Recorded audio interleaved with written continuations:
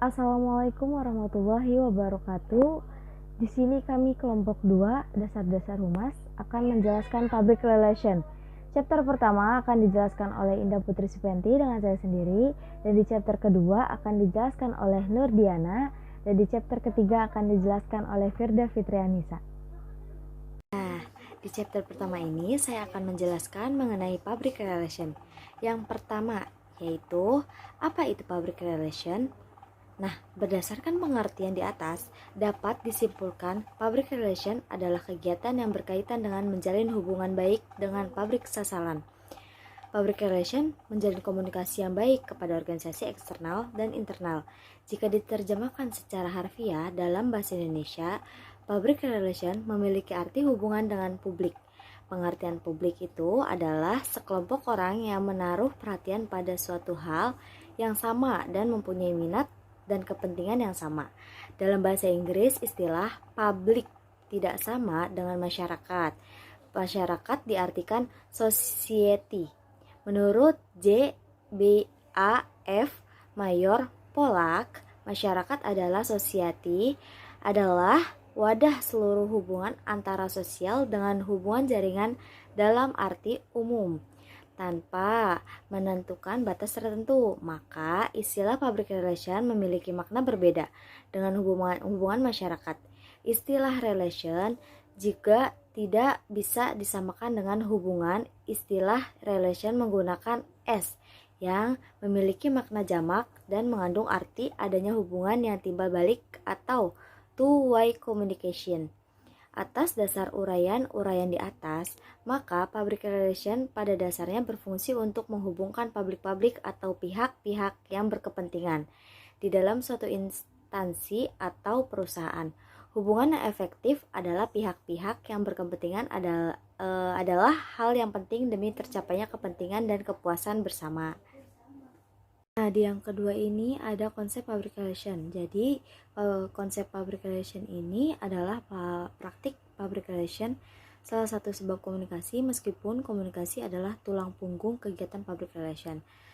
Praktik dari public relation sebagai jembatan antara perusahaan atau organisasi dalam publiknya, terutama tercapainya mutual understanding, saling pengertian. Praktik public relation juga bertujuan untuk membentuk dan mempertahankan perasaan serta perilaku positif masyarakat luas terhadap organisasi, lembaga, atau perusahaan. Tujuan praktik public relation adalah membuat publik dan organisasi, lembaga, atau perusahaan saling mengenal baik kebutuhan, harapan, maupun budaya-budaya asing. Nah, di yang pertama ini ada sudut pandang ke public relationan. Bila melihat dari public relation, dapat dilihat seorang public relation dapat berbagai sudut pandang, yaitu yang pertama ada humas sebagai suatu profesi, yang kedua ada humas sebagai suatu divisi atau departemen, yang ketiga ada humas sebagai suatu aktivitas, yang kelima adalah yang keempat ada humas sebagai fungsi manajemen, yang kelima ada humas sebagai ilmu pengetahuan. Nah, di selanjutnya ini ada konsep public relation versus konsep periklanan. Nah, public relation yang baik tidak dapat dilakukan secara instan, tetapi dilakukan dengan digitalkan secara bertahap. Oleh karenanya, kredibilitasnya melebihi dari konsep periklanan. Secara tradisional, iklan didefinisikan sebagai pesan yang menawarkan suatu produk yang ditunjukkan kepada masyarakat lewat suatu media. Iklan berbeda dengan pengumuman biasa. Iklan lebih diarahkan untuk membujuk orang supaya membeli, seperti yang dikatakan oleh Frank Jeffkins, yaitu advertising aims to persuade to buy.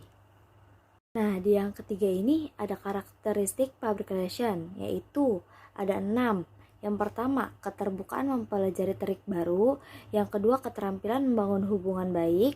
Yang ketiga, memiliki keahlian menulis. Yang keempat, detail oriented. Yang kelima, berkata jujur. Yang keenam, mengetahui kapan saatnya harus bersikap tegar. Nah, Selanjutnya, di yang keempat ini ada peran public relation, di mana peran utama seorang public relation adalah sebagai komunikator atau penghubung antara perusahaan dengan publiknya. Membina relationship yaitu berupa membina hubungan yang positif dan saling menguntungkan dengan publiknya. Oke, baik. Di sini saya ingin menjelaskan beberapa strategi dari public relation. Yang pertama, apa itu citra perusahaan? Citra perusahaan di mata publik dapat terlihat dari pendapat atau pola pikir komunal pada saat mempersepsikan realitas yang terjadi. Nah, realitas yang bisa didapatkan dari media massa atau media-media lainnya yang berhubungan langsung dengan publik bisa dianggap persepsi yang lebih besar atau masif, yakni seluruh masyarakat. Dengan begitu, satu hal yang perlu dipahami sehubungan dengan terbentuknya sebuah citra perusahaan adalah adanya persepsi yang berkembang dalam benak publik terhadap realitas yang muncul dalam media. Nah, di sini ada strategi pembentukan citra perusahaan. Proses pembentukan citra dalam struktur organisasi kognitif yang sesuai dengan pengertian sistem komunikasi yang dijelaskan oleh Johan S. dalam laporan penelitian tentang tingkah laku konsumen seperti yang diikuti Diana Saputra sebagai berikut. Public relation digambarkan sebagai input-output. Proses intern dalam model ini adalah pembentukan citra, sedangkan input adalah stimulus yang diberikan dan output adalah tanggapan atau perilaku tertentu. Citra itu sendiri digambarkan melalui persepsi, kognisi, motivasi, dan sikap. Selanjutnya, apa itu opini publik dan pengaruh opini publik dalam perusahaan. Menurut William Albee, opini publik adalah hasil daripada interaksi antar individu dalam suatu kelompok. Opini publik akan menjadi opini setelah opini tersebut dinyatakan. Nah, kemudian pengaruh opini publik dalam perusahaan. Dengan adanya opini publik tersebut, perusahaan dapat mengetahui besarnya respek masyarakat akan keberadaan perusahaan, reaksi masyarakat, kebijakan perusahaan yang baru, atau keluhan atau kepuasan akan kelayanan atau bahkan kritik saran untuk perusahaan. Bismillahirrahmanirrahim. Saya Firda di sini akan menjelaskan chapter 3 mengenai media relation. Pertama, saya akan menjelaskan tentang strategi mengembangkan hubungan dengan media. Membangun hubungan dengan media merupakan hal yang sangat penting bagi praktik public relation. Keberhasilannya dalam melakukan tugas ke-PR-an dalam rangka menjangkau perhatian halayak sangat ditentukan oleh pemahamannya tentang strategi membangun hubungan dengan media serta kepandaian dan taktik praktik public relation dalam membangun hubungan dengan media. Hubungan baik dengan media massa ini dibangun dengan menggunakan strategi komunikasi yang tepat, yaitu cara yang dilakukan demi kelancaran komunikasi antara public relation dengan media massa.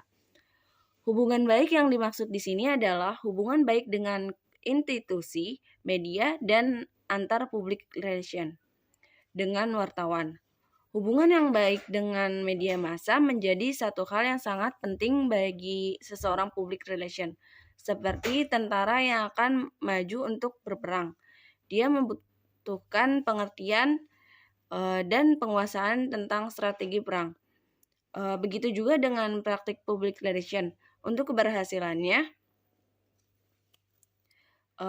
juga membutuhkan pengertian dan penguasaan tentang strategi membangun hubungan dengan media. Kedua, kegiatan media relation. Berbagai kegiatan media relation dapat dilakukan melalui berbagai cara. Sebagai seseorang PR, harus dapat melakukan kegiatan ini baik dalam kerangka formal dan informal. 1. Kontak pribadi. Sebagai seorang PR, kita dapat melakukan kontak pribadi sebagai perwakilan dari perusahaan kepada media dalam menjalani hubungan baik formal maupun non-formal.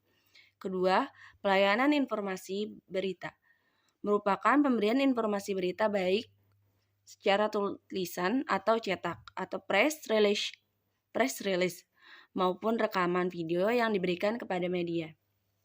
Ketiga, antisipasi penanganan darurat. Sebagai profesional, kita harus siap melayani media, yaitu wartawan, konfirmasi, press conference setiap saat. Ada kalanya wartawan mengkontak pada saat darurat dan mendadak. Kegiatan formal media relation melihat kerangka kerjasama seorang PR dengan media dapat dibedakan melalui pendekatan secara formal dan non-formal. Kegiatan formal merupakan kegiatan tertentu yang secara sengaja dirancang oleh pihak humas dan melibatkan media. Berikut ini adalah kegiatan yang sifatnya formal. 1. Konferensi pers. Event resmi yang dibuat oleh institusi, lambang atau perusahaan melalui PR dengan mengadakan pertemuan khusus atau undangan dengan media. PR atau humas bertindak sebagai narasumber dalam upaya menjelaskan informasi, memaparkan rencana, permasalahan atau penjelasan. Kegiatan ini biasanya ditutup dengan ramah tamah. Kedua, wisata pers atau press tour merupakan event yang dibuat secara khusus dengan mengundang wartawan untuk melakukan tur atau kunjungan atau meliput kegiatan tertentu dalam sebuah acara wisata. Misalnya, undangan meliput langsung pembukaan destinasi wisata atau mengikuti serangkaian perjalanan event. Ketiga, resepsi pers dan press gathering. Kegiatan yang sifatnya sosial dapat berupa jamuan atau acara resepsi atau seremonial, baik formal dan informal.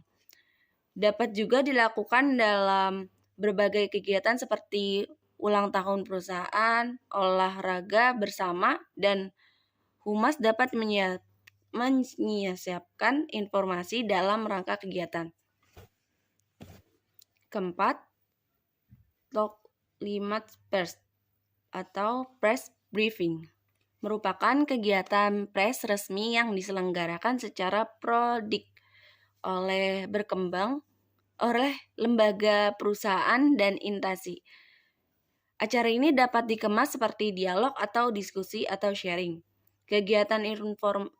Selanjutnya kegiatan informal media relation terkait dengan kontak informal yang dapat dilakukan oleh seorang PR dengan media dalam rangka membina media relation diantaranya adalah 1. Keterangan pers. Keterangan pers dapat dilakukan di mana saja tanpa undangan resmi. Dapat dilakukan pemberitahuan melalui telepon. Hal ini dilakukan oleh politisi, budayawan untuk memberikan argumentasi terhadap fenomena yang sedang hangat terjadi. Kedua, wawancara pers. Wawancara pers dilakukan oleh wartawan serta melalui perjanjian atau konfirmasi dengan sumber selanjutnya melakukan wawancara. Selanjutnya saya akan menjelaskan tentang fungsi media relation. Adapun fungsi media relation adalah 1. Menjalani hubungan baik antara perusahaan atau instansi dengan media. 2. Mendekatkan diri dengan media sehingga ada kemudahan akses dalam publikasi. Ketiga, kekuatan efektif dalam menyebarluaskan informasi, mengenalkan atau menjaga loyalitas publik. Keempat, media yang efektif untuk membentuk opini publik. Kelima, meningkatkan fungsi publisitas di media. Selanjutnya, yang keempat, saya akan menjelaskan penulisan press release. Penulisan press release layak muat apabila Cara penulisannya seperti halnya wartawan menulis berita langsung atau straight news dengan gaya piramida terbalik. Dimulai dengan membuat literas berita atau kepala berita sebagai paragraf pertama yang mengandung unsur 5W 1H. Penulisan dengan gaya piramida terbalik ini digunakan dengan alasan pertama, pembaca dikategorikan sebagai orang sibuk dan mempunyai waktu yang singkat untuk mendapatkan berita-berita yang faktual. Kedua, redaksi media massa harus memotong press release tersebut tanpa mengurangi isi pokoknya. Ketiga, redaksi tidak mempunyai cukup waktu untuk membaca keseluruhan press release sebelum redaksi memutuskan dibuang atau dipakai rilis tersebut. Mereka harus tahu dengan cepat atau keseluruhan isi rilis itu, atau call dalam Somiral dan Ardianto. Setelah menulis lead, sebagian paragraf pertama, kembangkan list itu dalam paragraf kedua untuk menjelaskan atau mendukung paragraf pertama yang perlu dijelaskan atau mendukung paragraf pertama yang perlu dijelaskan. Kemudian masuk kepada tubuh berita. Penulisan dengan gaya piramida terbalik ini berarti menulis berita dalam mulai yang sangat penting atau lead sampai kepada semakin tidak penting. Sedangkan judul diambil dari lead atau berita yang sangat penting tadi. Kelima, saya akan menjelaskan mengenai public relation dan news berita. Proses humas dalam mengelola Instagram atau